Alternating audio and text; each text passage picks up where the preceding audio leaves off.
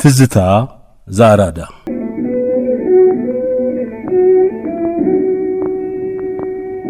የሀገር ፍቅር ቲያትርን አመሰራረትና የኪነ ጥበብ እንቅስቃሴ ታሪኩን በተበታተነ መልኩም ቢሆን የተለያዩ ጻፊያን በተለያየ ጊዜ መጻፋቸው ይታወቃል። ይሁን እንጂ ቲያትር ቤቱ ለሀገሪቱ ኪነ ጥበብ መዳበር ካበረከተው አስተዋጽኦ አንጻር ሲታይ ሁሉን አቀፍ እንቅስቃሴውን በመዘገብ ለታሪክ መዘክርነት ማቆየት አስፈላጊ መሆኑ ቢታመንም ይህን ጉዳይ ለማከናወን ተነሳሽነት እንዲኖር ያደረገው አጋጣሚ የተፈጠረው ግን የቲያትር ቤቱን 60ኛ ዓመት ለማክበር ዝግጅት በሚደረግበት ወቅት ነበር። በ1987 ዓመተ ምህረት ቲያትር ቤቱ የተመሰረተበትን 60ኛ ዓመት ሊያከብር ሲነሳ ከታቀዱት ልዩ ልዩ ክንውኖች ውስጥ አብይ ስፍራ ተሰጥቶት የነበረው ቲያትር ቤቱ በ60 ዓመታት ውስጥ ያሳለፈውን የኪነ ጥበብ እንቅስቃሴ ለታሪክ መዘክርነት ሊያቆይ የሚችል ልዩ ታሪካዊ መጽሔት አዘጋጅቶ ማሳተም ነበር። ይህን ሁነኛ ተግባር ከግቡ ለማድረስ ኃላፊነት ተሰጥቶት የነበረውም ቲያትር ቤቱ የሕዝብ ግንኙነትና የማስታወቂያ ክፍል የሚመራው የመጽሔቱ ዝግጅት ኮሚቴ ሌሎች ተጨማሪ አባላትን በማከል የሥራ ፕሮግራም አውጥቶና በመጽሔቱ ውስጥ ሊካተቱ የሚገባቸውን ዝርዝር የጥናት ርዕሶችን አዘጋጅቶ ነበር ስራውን የጀመረው። በቀረቡት ዝርዝር የጥናት ርዕሶች መሰረት የሥራ ክፍፍል ተደርጎ ጥናቶቹ ከተዘጋጁ በኋላ ትክክለኛውን የቲያትር ቤቱን ታሪክ ከመዘገብ አኳያ ጉድለቶችን ለማረምና ለማስተካከል እንዲቻል በወቅቱ በጡረታ የተገለሉትና በስራም ላይ ይገኙ የነበሩትን የቲያትር ቤቱ አንጋፋ ባለሙያዎች በማሰባሰብ የጥናት ወረቀቶቹ እንዲነበቡላቸውና አስፈላጊውን ማረሚያም እንዲሰጡ ተደርጓል። ቀጣዩ ተግባር ተገቢውን መሰናዶ አጠናቆ መጽሔቱን ለህትመት ማብቃት ሲሆን ቲያትር ቤቱ ከነበረበት የበጀት እጥረት አኳያ መጽሔቱን የሚያሳትም ድጋፍ ሰጪ ድርጅት ለመፈለግ ጥረት ቢጀመርም በመካከሉ ቲያትር ቤቱን ለማሻሻል በሚል ተጀምሮ ለነበረው አብይ ፕሮጀክት ቅድሚያ በመሰጠቱ የመጽሔቱ ጉዳይ ለጊዜው እንዲቆም ተወሰነ። የኋላ ኋላም መጽሔቱን ካሜራ ዝግጁ ካሜራ ሬዲ አድርጎ ለማቅረብ የሚያስፈልገውን ወጪ ሊሸፍን ባለመቻሉ እና በወቅቱም በተፈጠረው የበላይ ኃላፊዎችና ሰራተኞች መቀያየር የተነሳ ለረጅም ጊዜያት የህትመቱ ጉዳይ እውን ሳይሆን ባጀ። ይህ መጽሔት ሊታተም ተዘጋጅቶ የነበረው በ1987 ዓመተ ምህረት በመሆኑ በውስጡ የሚገኘው ታሪክ ከምስረታው እስከ 60ኛው ዓመት ድረስ ያለውን ጊዜ ብቻ የሚያካትት መሆኑን እየገለጽን በተለያዩ ጽሑፎች ላይ የሚገኙትን ስለ ቲያትር ቤቱ 60ኛ ዓመት የሚነሱ ሐሳቦች ሁሉ ከዚሁ አንጻር ተገናዝበው እንዲነበቡ እናሳስባለን ይላል ሀገር ፍቅር ልዩ መጽሔት። ዛሬ ከዚሁ መጽሔት ስለ ሀገር ፍቅር ጥቂት እንጨዋወታለን። ለዋቢያችን ባለመብቶች በኒያላ ኢንሹራንስ ኩባንያ በእናንተ በአድማጮቻችንና በእኛ በፕሮግራሙ አዘጋጆች ስም ከፍ ያለ ከበሬታ ያዘለ ምስጋና እናቀርባለን።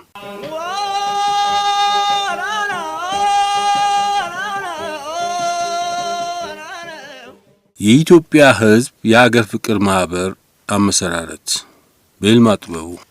ምንጭ ሀገር ፍቅር ልዩ መጽሔት።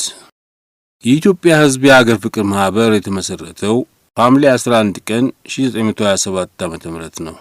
በወቅቱ ይታተሙ የነበሩ ጋዜጦችም በዚህ ዕለት መመስረቱን ጠቅሰው ጽፈዋል። አእምሮ የተሰኘው ጋዜጣ ሐምሌ 13 ቀን 1927 ዓመተ ምህረት ባወጣው እትሙ ላይ ስለ ሀገር ፍቅር ማህበር አመሰራረትና በዕለቱ ስለነበረ ሁኔታ እንደሚከተለው አስፍሯል። 1927 ዓመተ ምህረት ሐምሌ 11 ቀን የግርማዊ ቀዳማዊ ኃይለ ሥላሴ ንጉሠ ነገሥት የኢትዮጵያ የክብር ዘበኞች የሰልፍ ልብሳቸውን እንደለበሱ አዲስ በተሰራው ቤተ መንግስት ፊት ባለው ሜዳ ላይ ተሰልፈው ይጠባበቁ ነበር። በዚሁ ቀን አራዳ በዳግማዊ ምኒልክ ሐውልት በታች ባለው ፎቅ የኢትዮጵያ ሕዝብ የሀገር ፍቅር ማህበር ቆሞ ኖሮ እዚያው እንዲሰበሰብ መደረጉ ተሰማና በቀጥታ እዚያው ቦታ ሄዱ። በዚህም ቦታ ታላላቅ መኳንንቶችና ሚኒስትሮች የሚቀመጡበት ወንበር ተሰናድቶ ግራና ቀኝ የከተማ ዘበኞች ተሰልፈው ይጠብቁ ነበር። በተወሰነው ሰዓት ልክ መኳንንቶቹ መጥተው በየቦታው ተቀመጡ። መቼም ይህ መሰብሰብ ምንድን ይሆን እየተባለ ሲታሰብ ሕዝብ በአንድ ልብ ሆኖ ተፋቅሮ ተባብሮ እንዲኖር የሚገለጥበት ኑሯል። በዚህም ጊዜ ከፍ ያለ ቦታ ላይ ወጥቶ ለሕዝቡ ሁሉ ቅዱሱን ሐሳብ ያሰሙ ጀመር። ይህም ካለቀ በኋላ ክቡር ሊቃውንት ግብረ አብ ፎቁ በረንዳ ላይ ወጥተው ከመጽሐፍ ጥቅስ እየጠቀሱ ፍቅርና አንድነት ምን እንደሆነ የሚያስረዳ ቃል አንብበውና ተናግረው ቡራኬ ሰጥተው አሳርገው ጨረሱ። በዚሁ ጊዜ በሜዳው ያለው ሰው ሁሉ ቆመው ነበርና መልካሙን ንግግር ሰምተው መፋቀርና መዋደድ አንድነት ሆኖ መኖር ኃይል እንደሚሰጥ የማይለያዩ ወንድማማች መሆናቸውን እርስ በርሳቸው እየተጨዋወቱ በየቤታቸው ሲሄዱ ላያቸው ሰው በጣም አስደነቀ ይላል አእምሮ ጋዜጣ። ሌላው ምስክር የሚሆነውና የዕለቱን ሁኔታ የገለጸው ብርሃንና ሰላም ጋዜጣ ሲሆን በምስረታው ዕለት ከተነበበው የብላታ ወልደ ጊዮርጊስ ወልደ ዮሐንስ የስብከት ጽሑፍ ጋር አትሞ አውጥቶታል። የኢትዮጵያ ሕዝብ የአገር ፍቅር ማህበር የተመሰረተው ሐምሌ 11 መሆኑ ሲታወቅ የተመሰረተበት ቦታ አራዳ ከዳግማዊ ምኒልክ ሐውልት በታች ባለው ፎቅ እንደሆነ በጥቅሉ በአእምሮ ጋዜጣ ላይ ሰፍሮ ቢገኝም በወቅቱ የዓይን ምስክር የነበሩት ቀኛዝማች ተስፋ ገብረስላሴ እንደሚከተለው አብራርተው ይገልጹታል። የመጀመሪያው የአገር ፍቅር ማህበር የተመሰረተበት ቦታ ዛሬ ሲኒማ ኢትዮጵያ የሚባለው አጠገብ የነበረው የቢትወደድ ኃይለ ጊዮርጊስ ፎቅ ነው። ይህ ፎቅ ስሩ የድሮ ፖስታ ቤት የነበረበት ነው። ቢትወደድ ኃይለ ጊዮርጊስ የመንግስት ገንዘብ አጥፍተዋል ተብሎ ስለተፈረደባቸው ፎቁ ለፖስታ ቤት ተሰጠ። ፖስታ ቤት ቀድሞ የነበረው በዳግማዊ ምኒልክ በታችኛው ቤተ መንግስት በሰረገላ በር አጠገብ ባለው ፎቅ ነበረ። ከዚያ በኋላ የቢትወደድ ኃይለ ጊዮርጊስ ፎቅ ስለተወረሰ ወደዚያ እንዲዛወር ተደረገ። ይህ ፖስታ ቤት የሆነው የቢትወደድ ኃይለ ጊዮርጊስ ፎቅ ሰፊና ረጅም ነበር። ጣሊያን ሲገባ አዲስ አበባ እናስገባውም በማለት ከተማው ሲቃጠል ያን ዕለት ይህ ፎቅ አብሮ ተቃጠለ እና እዚህ ፎቅ ስር ነው የአገር ፍቅር ማህበር ለመጀመሪያ ጊዜ የተመሰረተው።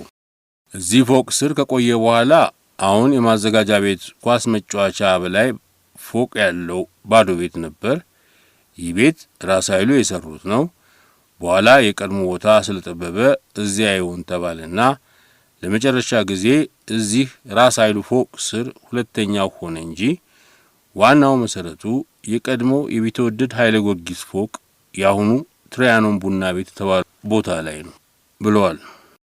በዚህ ሁኔታ ባራዳ ተመስርቶ ስራውን የጀመረው የኢትዮጵያ ሕዝብ የአገር ፍቅር ማህበር ሕዝቡ የመጣበትን የጦርነት አደጋ ጠንቅቆ እንዲያቅና ቀድሞ የነበረውን የውስጥ ቅራኔ ትቶ እንዳንድ ሰው ሆኖ እንዲነሳ ጥረቱን ቀጠለ። ከአገር ፍቅር ምስረታ በኋላ በማይጨው ጦርነቱ እየተካሄደ በኢጣሊያኖችም ሆነ በኢትዮጵያውያን በኩል የቅስቀሳው ትግል ተፋፋመ። የኢጣሊያ የፖለቲካ ቢሮ ሕዝቡን በመከፋፈል የኢትዮጵያውያን ጉልበት እንዲዳከም ከፍተኛ ጥረት ማድረግ ጀመረ።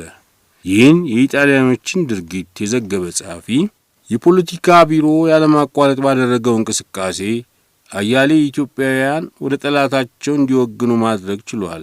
ገና በዳር አገር ጦርነቱ እየተካሄደ ሳለ የንጉሡን መሞት የሚያረዳ ወሬ አዲስ አበባ ደረሰ። ያን ጊዜ ንጉሡ ሞተዋል የሚለውን ወሬ ማስተባበል ግድ ነው። ይሁን እንጂ ይህ የወሬ መርዝ ለብዙ ጊዜያት በሰፊው በመሰራጨቱ እስከ ዛሬ ድረስ እስከ 1928 ማለት ነው በሺህ የሚቆጠሩ ኢትዮጵያውያን ንጉሡ በጦርነት ላይ ሞተዋል ብለው ያምናሉ ሲል ገልጿል። በአንጻሩም የአገር ፍቅር ማህበር ገና ከጅምሩ ስራውን ያካሄድ የነበረው በስብከት፣ በግጥም፣ በዜማ፣ በስዕል፣ በፉከራና ቀረርቶ ወዘተ ነበር። ይህ በኪነ ጥበብ ውጤቶች ሕዝብን የማሳወቅ ተግባር የተከናወነውም የንግግር ጥበብ በተካኑ የክርስትናና የእስልምና ሃይማኖት መሪዎችና ምሁራን ባለቅኔዎች፣ በመዝሙርና ዘፈን ደራሲያን፣ በተውኔት ደራሲያን፣ በድምፅ መልካም ዘፋኞች ወዘተ ነበር። በወቅቱ የአገር ፍቅር ማህበር ሲመሰረት በድምፃዊነት ያገለገሉና ከጣሊያን መባረርም በኋላ ለረጅም ዘመናት የሀገር ፍቅር ቲያትር የኪነ ጥበብ ባለሙያ የነበሩት ወይዘሮ ንጋቱ አገልካይ ስለ ወቅቱ ሁኔታ ምስክርነታቸውን ሲሰጡ ሀገር ፍቅር ሲሰየም ከነውስታን የተሰማ ሼቴ መላኩ በጎ ሰው የሚባሉ ሊቆች ነበሩ። ከነሱ ጋር ነው ሀገር ፍቅር ብለን የመሰረት ነው።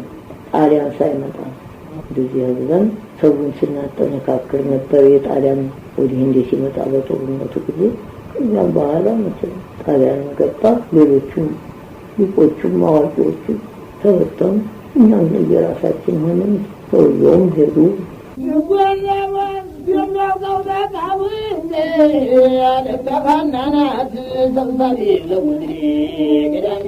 ኢትዮጵያውያን የንግግር ጥበብ አዋቂዎች፣ ባለቅኔዎች፣ ደራሲያንና የሃይማኖት መሪዎች ህዝቡ ሳይፈታ አንድነቱን ጠብቆ የመጣበትን ጠላት መቋቋም እንደሚገባው ለማስገንዘብ በሀገር ፍቅር መድረክ በመሰባሰብ ያላሰለሰ ጥረት አድርገዋል። የመጣባቸውን ወራሪ ኃይል በጦር ሜዳ ፊት ለፊት በመግጠምና የጣሊያንን የፖለቲካ ቢሮ ውጊያ በሀገር ፍቅር ማህበር አማካኝነት በመከላከል ቢቆዩም በመጨረሻው በማይጨው ጦርነት ላይ ድሉ የጣሊያኖች ሆነ። ከማይጨው ሽንፈት በኋላ ወራሪው ጦር እየገፋ መጥቶ አዲስ አበባ በኢጣሊያ ጦር በማርሻል ባዶሊዮ እጅ ወደቀች። ማርሻል ባዶሊዮ በ1929 ዓ.ም ስለ ጦርነቱ በጻፈው መጽሐፍ መግቢያ ላይ ሙሶሎኒ ስለ ድሉ ሲገልጽ የጠላትን ርዕሰ ከተማ በቁጥጥር ስር ላደረገው ለማርሻል ባዶሊዮ የጦር ድል አድራጊነት የኢጣሊያ ሕዝብ አክብሮቱን ይገልጻል። ሚያዝያ 27 ቀን ባለ 3 ቀለሟ የኢጣሊያ ባንዲራ በይሁዳ አንበሳ ግቢ ውስጥ ተውለበለበች። 4 ቀናት በኋላም አዲሱ የሮማ ግዛት ተጀመረ ብሏል። የሀገር ፍቅር ማህበር አባላት በየአቅጣጫው ተበታተኑ። ግማሹ በከተማ የውስጥ አርበኛ ሲሆን የቀረውም ከአርበኞቹ ጋር ጫካ ገባ። ጣሊያን አዲስ አበባ እንደገባ ህዝቡን የማስተባበርና የማነሳሳት ችሎታ የነበራቸውን የሀገር ፍቅር አባላት ማሳደድ የመጀመሪያ ሥራ ሆነ። የያዛቸውን የማህበሩን አባላትም ከፍተኛ ስቃይ አደረሰባቸው። ግማሹን አሰረ፣ ግማሹንም ገደለ። ከዚህ በኋላ የሀገር ፍቅር ማህበር ከምስረታው ዕለት ጀምሮ ለ10 ተከታታይ ወራት ተጋድሎ ሲያደርግ ቆይቶ ጣሊያን ኢትዮጵያን ይዞ በቆየባቸው 5 ዓመታት ውስጥ ይፋ እንቅስቃሴው ተቋረጠ። በ1933 ዓ.ም በኢትዮጵያ ህዝብ ተጋድሎና በአርበኞቹ ጥረት ጣሊያን ከሀገራችን ሲባረርና ነጻነት ሲመለስ በወረራው ተቋርጦ የነበረው የሀገር ፍቅር ማህበር የወጣቶች ምንጭ የሀገር ፍቅር ማህበር በሚል ስያሜ ሚያዝያ 5 ቀን 1933 ዓ.ም በአቶ መንገሻ ከፈላ መሪነት ተቋቋመ። ይህ ማህበር የቀድሞ ስራውን እንደገና በአዲስ መንፈስ ጀመረ። በዚህ ጊዜ አቶ መኮንን ሀብተወልድ ገና ከስደት አልተመለሱም ነበር። በወቅቱ ይታተም የነበረው ባንዲራችን የተሰኘው ጋዜጣ ስለ ወጣቶች ምንጭ የሀገር ፍቅር ማህበር ሲገልጽ ይህ የሀገር ፍቅር የወጣቶች ምንጭ የተባለው አስቀድሞ ጠላታችን ኢጣሊያ ኢትዮጵያን ለመውጋትና መውረር ሳትጀምር ከ1927 ዓ.ም ጀምሮ በጋለ መንፈስ በየቤተ ክርስቲያኑና በየገበያው እንዲሁም በየአደባባዩ ሁሉ የሀገር ፍቅር ሲሰብክ የነበረ ነው። ኋላም ኢጣሊያ ኢትዮጵያን በወረረችበት ሰዓት እነዚህ የሀገር ፍቅር ይሰብኩ የነበሩት ስራትና መከራ ያለመጠን ጠንቶባቸው ነበረ።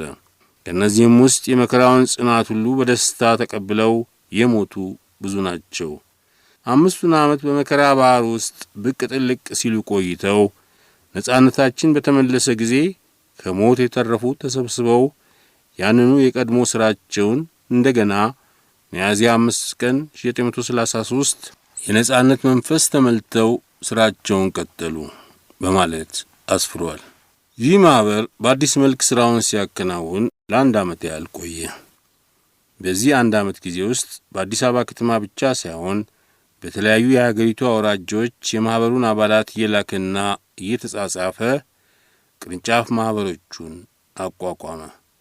በየአውራጃው ከተሞች ያቋቋማቸው ቅርንጫፍ ማህበራትም በሰኔ ወር 1933 በጎጃም ደብረ ማርቆስ ከተማ፣ በጥቅምት ወር 1934 በከፋ አውራጃ ቦንጋ ከተማ፣ በጥቅምት ወር 1934 በወላይታ አውራጃ፣ በጥር ወር 1934 በባሌ ጎባ፣ በሚያዝያ ወር 1934 በደሴ ናቸው። እነዚህ ቅርንጫፍ ማህበራት ስለመቋቋማቸው በወቅቱ ይታተሙ የነበሩት ባንዲራችን፣ ሰንደቅ ዓላማችንና አዲስ ዘመን ጋዜጦች በየአምዶቻቸው የገለጹ ሲሆን በተጨማሪም በወቅቱ የማህበሩ መሪ የነበሩት አቶ መንገሻ ከፈላ ከየቅርንጫፍ ማህበራቱ መሪዎች ጋር የተጻጻፏቸው ደብዳቤዎችም ያስረዳሉ። ይህ ማህበር ከጠላት ወረራ በፊት በ1927 ዓ.ም ሲቋቋም ጀምረው ይታገሉ የነበሩት አባላቱንና ዘመናዊ ትምህርት የቀሰሙ ወጣት አባላቱን አቅፎ በጥሩ ሁኔታ ሲንቀሳቀስ ያደርግ የነበረው ስብከት ከ5 ዓመት የጠላት ወረራ የደረሰውን ጥፋትና ወደፊት ህዝባችን ምን ማድረግ እንዳለበት ማስገንዘብ ሲሆን በተጨማሪም በሀገራቸው ነጻነት ሲዋደቁ የነበሩትን በማመስገን ሀገሪቱን ለባዕድ አጋልጠው የሸሹና ለጣሊያን ያደሩትንም ባንዳዎች በማጋለጥ ከፍተኛ ሚና ይጫወት ነበር። በዚህ መልክ ለህዝቡ ታላቅ ጠቀሜታ ያለው ትምህርት ሰጥቷል። የሀገር ፍቅር የወጣቶች ምንጭ የህዝብ ሰበካ ማህበር ስራውን ሲያካሄድ ቆይቶ አቶ መኮንን ሀብተወልድ ከፈረንሳይ ሀገር ሲመለሱ በ1933 ዓ.ም ማህበሩን ይመሩ ከነበሩት ከአቶ መንገሻ ከፈላና ከአጋሮቻቸው ጋር ቅራኔ ውስጥ ወደቁ። በወቅቱ ቅራኔውን ለንጉሠ ነገሥቱ ደርሶ ተስማምታችሁ ስሩ የሚል መልስ በመስጠቱ ስራው በአቶ መኮንን ሀብተወልድ መሪነት ቀጠለ። አቶ መንገሻ ከፈላም ስራቸውን ወጣቶችን በማስተማር ላይ ብቻ በመወሰን ከሀገር ፍቅር ማህበር በር አፈገፈጉ። በዚህና በሌላም በወቅቱ ተከስቶ በነበረው የባለስልጣናት ጫናና በደል የተበሳጩት አቶ መንገሻ ከፈላ ልጅነት ሸለቆ እድሜም ተራራ ነው፣ አፋፉ ላይ ወጥተን ሁሉንም አየነው፣ አበባ ካገኘ ሁሉም ቀጣፊ ነው ሲሉ በሰም ለበስ ቅኔ መናገራቸው ይታወቃል።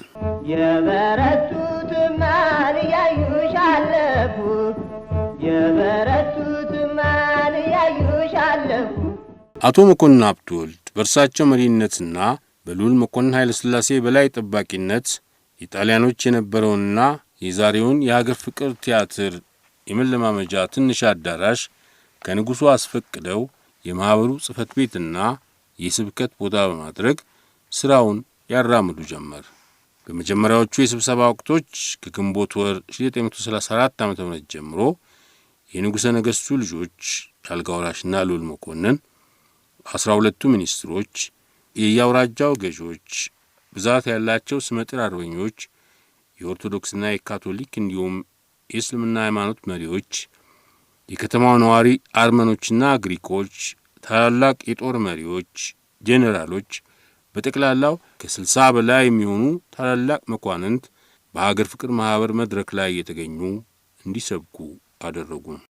እነዚህ ስብከት ያደረጉ ታላላቅ ሰዎች በአብዛኛው ያተኩሩበት የነበረው ሐሳብ አንድ እንሁን፣ አርበኛ ስደተኛ ባንዳ አንባባል፣ እስላም አማራ አንባባል፣ የ5 ዓመት ስቃይ አንርሳ የሚል ሲሆን ሚኒስትሮችም ይህን ሐሳብ በማስታከክ በየሚኒስቴር መስሪያ ቤቶቻቸው ወደፊት ሊያከናውኑ ያቀዱትን ተግባር ለሕዝቡ ያስተዋውቁበት ነበር። ስብሰባው የሚካሄደው ዘወትር እሁድ ከቤተ ክርስቲያን መልስ ከ4 ሰዓት እስከ 5 ሰዓት ባለው ጊዜ ውስጥ ነው። በዚህ የስብከት ቦታ ከልዑላኑ ከመኳንንቱና ከሚኒስትሮቹ ሌላ ስለ ሀገር ፍቅር ያለው ሁሉ ጣዕም ያለውን ንግግር አድርጎበታል። ይህን የመሰለ ስብሰባ በንግግር የሚከፍቱት አቶ መኮንን ሀብተወልድ ናቸው። የዕለቱ እንግዳ ስብከቱን ካሰማ በኋላ በአቶ መኮንን ረዳት በአቶ ክፍለ ጊዜ ደጎ የማሳረጊያ ቃል ይዘጋል። የአቶ ክፍለ ጊዜ የደጎ የማሳረጊያ ቃል ከመነገሩ በፊት የግጥም ንባቦችና በአንዳንድ አዝማሪዎች የመሰንቆና የክራር የበገና ጨዋታዎች ይሰሙ ነበር። በዕለቱ ስብከት እንዲያደርግ የተጋበዘው እንግዳ ስብከቱን ካሰማ በኋላ አንድ አዝማሪ ተነስቶ በመሰንቆ በክራር ወይም በበገና ስለ ጀግንነት፣ ስለ 5 ዓመት መከራና ውዳሴ ኃይለ ሥላሴ የሆኑ ዘፈኖች ሽለላና ቀረርቶ ያሰማል። በዚህም ጊዜ ከተሰበሰበው ሕዝብ እንዲበል እየተባለ ግጥም እየተቀበለ ዜማውን ካወረደ በኋላ የአቶ ክፍለ ጊዜ የደጎ የማሳረጊያ ቃል ተሰምቶ ስብሰባው ይበተናል። በዚያው ወቅት የታወቁ የነበሩት አዝማሪዎች ኔይመር ተፈሪ፣ አዳል ፍላቴ፣ መስፍን አስናቀና ገብረስላሴ የተባሉት ይጠቀሳሉ። መስፍን አስናቀና ገብረስላሴ አይነ ስውራን አዝማሪዎች ነበሩ። ይህ በእንዲህ እንዳለ አቶ መኮንን አብቶልድ በሀገር ፍቅር ማህበር ከሚካሄደው ስብከት ጋር የሚቀርበው የመሰንቆ የክራርና የበገና ጨዋታ ህዝቡን የሚማርክ መሆኑን በመገንዘባቸው በይበልጥ እንዲደራጅ ለማድረግ በዳግማዊ ምኒልክ ትምህርት ቤት የሙዚቃ መምህር የነበሩትን አቶ በሻ ተክለማርያምን በማስመጣት ባለሙያዎችና መሳሪያዎችን በማሰባሰብ በሀገራችን የመጀመሪያ የሆነውን የሀገረሰብ ሙዚቃ ኦርኬስትራ እንዲያቋቁሙ አደረጉ። ከዚህ በኋላ ከ1927 ዓ.ም ጀምሮ በሀገር ፍቅር የጥበብ ገበሬ የተሰራው የኪነ ጥበብ ዘር ከቡቃያነት ወደ አበባና ፍሬ ተሸጋግሮ እየበዛ ለመላው ሀገራችን መልካም ምግብ መሆን ቀጠለ። አስቀድመን እንደገለጽነው የሀገር ፍቅር ማህበር በ1927 ዓ.ም መስራቾቹ በአብዛኛዎቹ የኪነ ጥበብ ሰዎች ነበሩ። ቀኝጌታ የፍታዬ ንጉሴ ባለቅኔና የተውኔት ደራሲ ነበሩ። አገኘው እንግዳ ሰዓሊና ገጣሚ ነበሩ። በ1927 የመጀመሪያውን በፎቅ ሰገነት ላይ የተጻፈውን የሀገር ፍቅር ማህበር የሚል ጽሑፍ በትልቁ አሳምረው የጻፉ አገኘው እንግዳ መሆናቸው አቶ በሻ ተክለማርያም ገልጸዋል። አለቃ መላኩ በጎ ሰው የተውኔት ደራሲ ነበሩ። ብላታ ወልደ ጊዮርጊስ ወልደ ዮሐንስ የታወቁ የሥነ ጽሑፍ ሰውና ጋዜጠኛ ነበሩ። ቀኛዝማች መንገሻ ክፍላ ከፍተኛ የንግግር ጥበብ አዋቂ ነበሩ። በመሆኑም የመጀመሪያው የ1927 የሀገር ፍቅር ማህበር የተነሳበት ወቅታዊ ጉዳይ ወይም ዓላማው ለየት የሚያደርገው ቢሆንም እንቅስቃሴውን ያራመደው ኪነ ጥበብን መሰረት በማድረግና በማከል ነው ይላል ሀገር ፍቅር ልዩ መጽሔት ላይ የወጣው የይልማ ጥበቡ ጽሑፍ ከሞላ ጎደል 1937 ዓ.ም ከሚጫወታቸው ጨዋታዎች አንድ ሽምብራ ዱቤ የተባለው የመጀመሪያ ድርሰት ደራሲ ነበር። ጨዋታ ብቻ በኔ ድርሰት ሳይሆን ወደ 67 የሚሆኑ ተጫውቻለሁ። ወደ የግብዣው ቤት እንደዚሁ በእንትን በራዲዮ ያልተቀረጹ አሁንም ደግሞ በማዘጋጃ ቤት ሙዚቀኞች ተቀርጸው አሁን በቀዳማዊ ሥላሴ በሚባለው ቲያትር ቤት ስም የሚጫወቱት ሙዚቀኞች ሁሉ በሙሉ በኔ ዜማዎች የተቀረጹ ናቸው። እናንየው ባንጂ ብላኝው እናንየው እኔስ እንኳን ድምፃዊና ተዋናይ ፍቅሬ አየለ የአገር ፍቅር ትዝታው